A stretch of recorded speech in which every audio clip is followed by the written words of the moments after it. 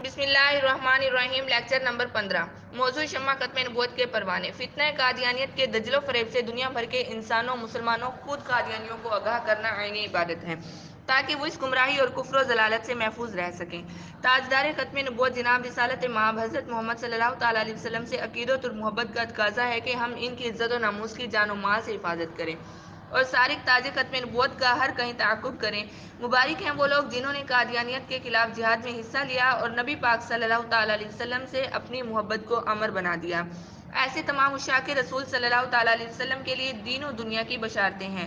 شمع ختم نبوت کے پروانوں کا یہ قافلہ آج بھی ہمیں اپنے ساتھ چلنے کے لیے ہمارے دل و دماغ پر دستک دیتا ہے کہ کون ہے جو نبی پاک کے ساتھ وفا کا عہد کرے اور جو آپ صلی اللہ تعالیٰ علیہ وسلم کی عزت و ناموس کا پہرا دے، جو ختم نبوت پر حملہ کرنے والے قادیانی لٹیروں کا رد کرے۔ آئیے اس دستک کا جواب دیتے ہوئے اٹھ کھڑے ہوں، قدم اٹھائیں، اہل جنت کے اس قافلے کے ہمراہی بن جائیں۔ تاریخ شاہد ہے کہ سب سے پہلے محافظ ختم نبوت سیدنا صدیق اکبر رضی اللہ عنہ ہیں کہ آپ جہاں پہلے صحابی رسول اور پہلے خلیفہ اسلام ہیں، وہاں پہلے محافظ ختم نبوت بھی ہیں۔ آپ نے سب سے پہلے سرکاری اور حکومتی سطح پر عقیدہ ختم نبوت کی پاسبانی کر کے منکرین ختم نبوت کا استحصال کیا۔ ختم نبوت کے پہلے مجاہد ابو مسلم خولانی رضی اللہ عنہ ہیں کہ یہ امت محمدیہ کے وہ جلیل القدر بزرگ ہیں جن کے لیے اللہ تعالیٰ نے آگ کو بے اثر فرما دیا تھا، جیسے حضرت ابراہیم علیہ السلام کے لیے آتش نمرود کو گلزار بنا دیا تھا۔ یہ یمن میں پیدا ہوئے تھے، سرکار دو عالم صلی اللہ تعالیٰ علیہ وسلم کے دور رسالت میں اسلام لا چکے تھے، لیکن سرکار کی خدمت میں حاضری کا موقع نہیں ملا تھا۔ حضرت صلی اللہ تعالیٰ علیہ وسلم کی ظاہری حیات طیبہ کے آخری دور میں یمن میں نبوت کا جھوٹا دعوے دار اسود انسی پیدا ہوا، جو لوگوں کو اپنی جھوٹی نبوت پر ایمان لانے کے لیے مجبور کیا کرتا تھا۔ اسی دوران اس نے ابو مسلم خولانی کو پیغام بھیج کر اپنے پاس بلایا اور اپنی نبوت پر ایمان لانے کی دعوت دی۔ ابو مسلم نے انکار کیا، پھر اس نے پوچھا کیا تم محمد صلی اللہ تعالیٰ علیہ وسلم کی رسالت پر ایمان رکھتے ہو؟ حضرت ابو مسلم نے فرمایا ہاں۔ اس پر اسود انسی نے ایک خوفناک آگ دہکائی اور ابو مسلم کو اس آگ میں ڈال دیا، لیکن اللہ تعالیٰ نے ان کے لیے آگ کو بے اثر فرما دیا اور وہ اس سے صحیح سلامت نکل آئے۔ یہ واقعہ اتنا عجیب تھا کہ اسود انسی اور اس کے رفقا پر ہیبت طاری ہو گئی اور اسود انسی کے ساتھیوں نے مشورہ دیا کہ ان کو جلا وطن کر دیا جائے، ورنہ خطرہ ہے کہ ان کی وجہ سے تمہارے پیروکار کے ایمان میں تزلزل نہ آ جائے۔ چنانچہ انہیں یمن سے جلا وطن کر دیا گیا۔ یمن سے نکل کر ایک ہی جائے بنا تھی، یعنی مدینہ منورہ۔ چنانچہ یہ سرکار دو عالم صلی اللہ تعالیٰ علیہ وسلم کی خدمت میں حاضر ہونے کے لیے چلے، لیکن جب مدینہ منورہ پہنچے تو معلوم ہوا آفتاب رسالت صلی اللہ تعالیٰ علیہ وسلم روپوش ہو چکا ہے۔ حضرت صلی اللہ تعالیٰ علیہ وسلم وصال فرما چکے ہیں اور حضرت صدیق اکبر رضی اللہ تعالیٰ عنہ خلیفہ بن چکے تھے۔ انہوں نے اپنی اونٹنی مسجد نبوی کے دروازے کے پاس بٹھائی اور اندر آ کر ایک ستون کے پیچھے نماز پڑھنی شروع کر دی۔ وہاں حضرت عمر رضی اللہ تعالیٰ عنہ موجود تھے۔ انہوں نے ایک اجنبی مسافر کو نماز پڑھتے دیکھا تو ان کے پاس آئے اور جب وہ نماز سے فارغ ہو گئے تو ان سے پوچھا آپ کہاں سے آئے ہیں؟ یمن سے، حضرت ابو مسلم نے جواب دیا۔ حضرت عمر رضی اللہ تعالیٰ عنہ نے فوراً پوچھا اللہ کے دشمن اسود انسی نے ہمارے ایک دوست کو آگ میں ڈال دیا تھا اور آگ نے ان پر کوئی اثر نہیں کیا تھا، بعد میں ان صاحب کے ساتھ اسود انسی نے کیا معاملہ کیا؟ حضرت ابو مسلم نے فرمایا ان کا نام عبداللہ بن صوب ہے۔ اتنی دیر میں حضرت عمر کی فراست اپنا کام کر چکی تھی۔ انہوں نے فوراً فرمایا میں آپ کو قسم دے کر پوچھتا ہوں کیا آپ ہی وہ صاحب ہیں؟ حضرت ابو مسلم خولانی رضی اللہ تعالیٰ عنہ نے جواب دیا ہاں۔ حضرت عمر نے یہ سن کر فرط مسرت و محبت سے ان کی پیشانی کو بوسہ دیا اور انہیں لے کر حضرت صدیق اکبر کی خدمت میں پہنچے۔ انہیں صدیق اکبر کے اور اپنے درمیان بٹھایا اور فرمایا اللہ تعالیٰ کا شکر ہے کہ اس نے مجھے موت سے پہلے امت محمدیہ کے اس شخص کی زیارت کرا دی جس کے ساتھ اللہ تعالیٰ نے ابراہیم خلیل اللہ جیسا معاملہ فرمایا تھا۔ پہلے شہید ختم نبوت حضرت حبیب بن زید رضی اللہ عنہ کو مسیلمہ کذاب کے لوگ پکڑ کر لے گئے۔ مسیلمہ کذاب نے حضرت حبیب سے پوچھا کہ کیا آپ محمد رسول اللہ کو اللہ رب العزت کا رسول مانتے ہیں؟ جواب دیا ہاں مانتا ہوں۔ مسیلمہ نے دوسرا سوال کیا کہ کیا تم مجھے رسول مانتے ہو؟ جواب میں اس صحابی رسول نے ارشاد فرمایا ان فی اذنی سمعا عن سماع ما میرے تقول۔ کان تیری اس بات کو سننے سے انکار کرتے ہیں۔ مسیلمہ نے صحابی رسول صلی اللہ تعالیٰ علیہ وسلم کا ایک بازو کاٹنے کا حکم دیا جو کاٹ دیا گیا۔ مسیلمہ نے اپنا سوال دہرایا مگر جواب وہی ملا۔ پھر دوسرا ہاتھ کاٹا گیا مگر سوال دہرانے پر جواب حسب ثابت تھا۔ حتیٰ کہ حضرت حبیب بن زید رضی اللہ عنہ کے جسم مبارک کے ٹکڑے ٹکڑے کر کے انہیں شہید کر دیا گیا، مگر ختم نبوت کے اس سب سے پہلے شہید نے جناب رسالت مآب کی رسالت کے بعد کسی اور کے لیے رسالت و نبوت کا جملہ سننے کے لیے اپنے کانوں کو آمادہ نہیں پایا۔ شہید ختم نبوت حضرت حبیب بن زید جان دینے کے لیے آمادہ ہو گئے، لیکن جھوٹے مدعی نبوت مسیلمہ کذاب کی جھوٹی نبوت کو سننے کے لیے آمادہ نہ ہوئے۔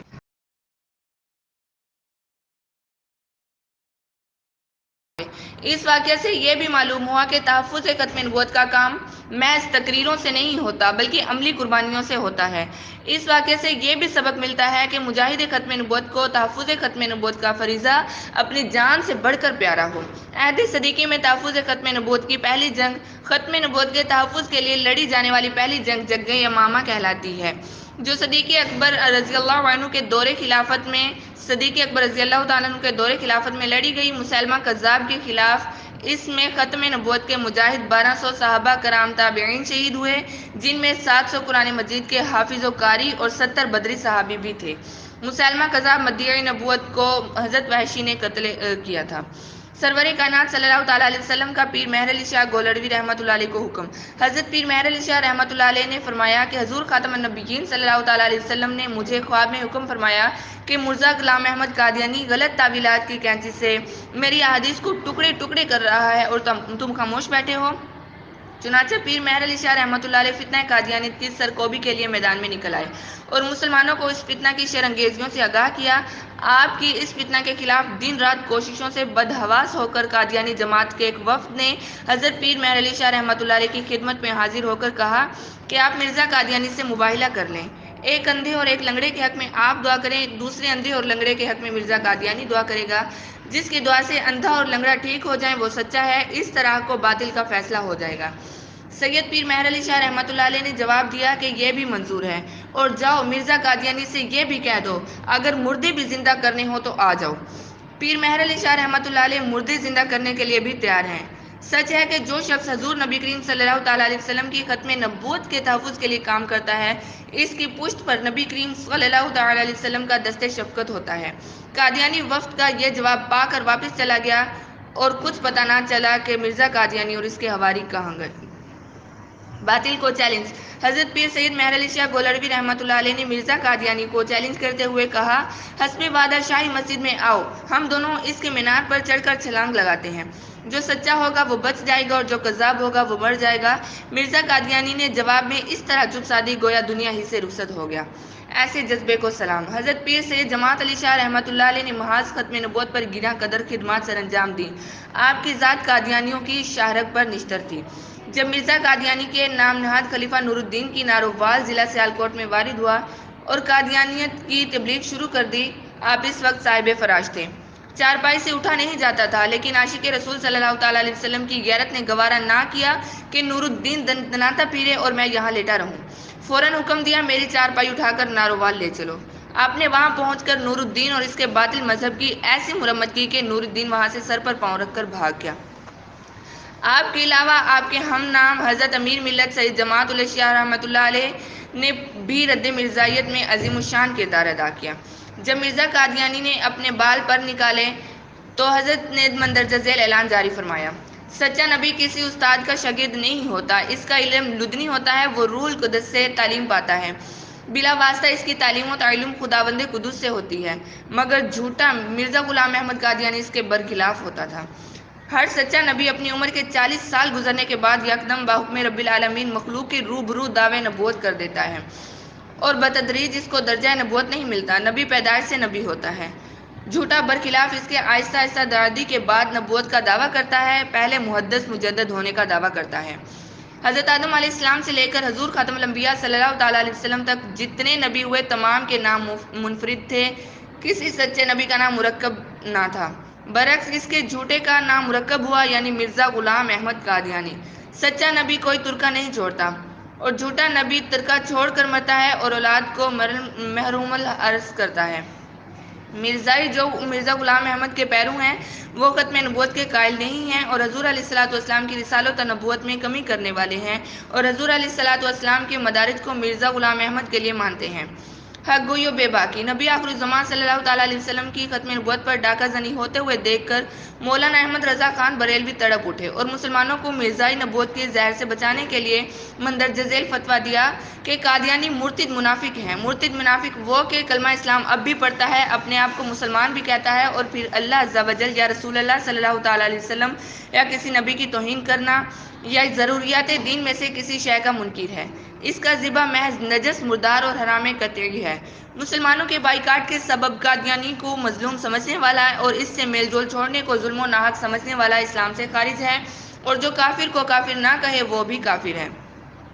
مزید فرمایا کہ اس صورت میں فرض قطعی ہے کہ تمام مسلمان موت و حیات کے سب علاقے ان سے قطع کر دیں۔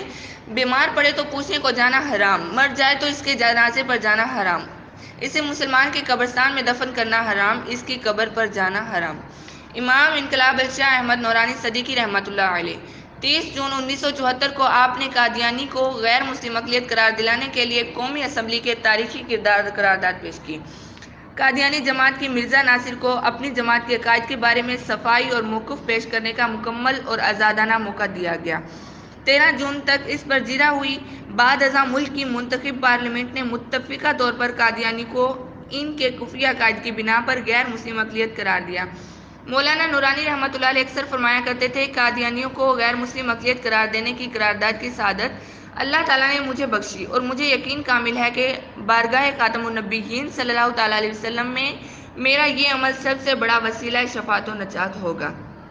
حضرت مولانا نورانی رحمۃ اللہ علیہ ایک دلچسپ واقعہ بیان کرتے ہوئے فرماتے ہیں، 1974 کی تحریک ختم نبوت میں قادیانی خلیفہ مرزا ناصر قادیانی جماعت کی طرف سے محضر نامے پڑھنے کے لیے جب قومی اسمبلی میں آیا تو خدائی قدرت اور نبی کریم صلی اللہ تعالیٰ علیہ وسلم کی ختم نبوت کا اعجاز دیکھنے میں آیا کہ جس وقت اس نے محضر نامہ پڑھنا شروع کیا تو اس اسمبلی کے اس بند ایئر کنڈیشنڈ کمرے میں اوپر کے چھوٹے پنکھے سے ایک پرندے کا پر جو غلاظت سے بھرا ہوا تھا سیدھا اس محضر نامے پر آ کر گرا، جس سے مرزا ناصر ایک دم چونکا اور گھبرا کر کہا، آئی ایم ڈسٹربڈ۔ مرزا ناصر کی بدحواسی، ذلت امیز پریشانی اور اس عجیب و غریب واقعہ پر اراکین اسمبلی ششدر رہ گئے، کیونکہ اس سے پہلے کبھی ایسا نہ ہوا کہ کوئی غلاظت اوپر چھت سے گری ہو۔ مولانا شاہ احمد نورانی رحمۃ اللہ علیہ کو 1974 کے آئین میں لاہوری جماعت نے اپنے نام کو خارج کروانے کے لیے درخواست کی اور یہ کہا کہ ہم اس کے عوض میں 50 لاکھ روپے آپ کو پیش کرتے ہیں۔ اس پر علامہ نورانی طیش میں آ گئے اور بلند آواز میں فرمایا، او کم نصیبو، ہمارا سودا تو دربار مصطفیٰ میں ہو چکا ہے، ہم کب سے بک چکے ہیں۔ مرزا قادیانی جھوٹا مدعی نبوت ہے، جو اسے مجدد یا مسلمان مانتا ہے وہ بھی کافر ہے، میری قرارداد سے کوئی لفظ حذف نہیں ہوگا۔ اس پر وہ لوگ چلے گئے۔ علامہ نورانی رحمۃ اللہ علیہ نے فرمایا کہ بڑی بڑی اعلیٰ حکومتی شخصیات سفارش کرتی ہیں کہ صاحب ان لوگوں کا آپ کیوں ذکر لے آئے ہیں، یہ تو نبی نہیں مانتے مرزا قادیانی کو بلکہ مجدد مانتے ہیں، لیکن الحمدللہ اللہ کریم نے استقامت عطا فرمائی۔ یہ پیسے آنی جانی چیز ہے، اصل دولت ایمان کی دولت ہے جو سرمایہ آخرت ہے۔ نورانی نہ جھکتا ہے نہ بکتا ہے۔ اسی طرح یہ ایک مختصر کورس ہے، مجاہدین کی فہرست لامحدود ہے۔ ہم اسی پر اکتفا کرتے ہوئے یہ سوال کرتے ہیں کہ ان بزرگان دین نے اپنا کام کیا اور چلے گئے، ان سے سبق پا کر کیا اپنا فریضہ نبھایا ہے یا خاموش جرم کا شکار ہے۔ اللہ تعالیٰ ہمیں اپنے محبوب صلی اللہ تعالیٰ علیہ وسلم کی ختم نبوت اور رسالت کا تحفظ کرنے والا بنائے، آمین ثم آمین۔ وآخر دعوانا الحمد للہ رب العالمین۔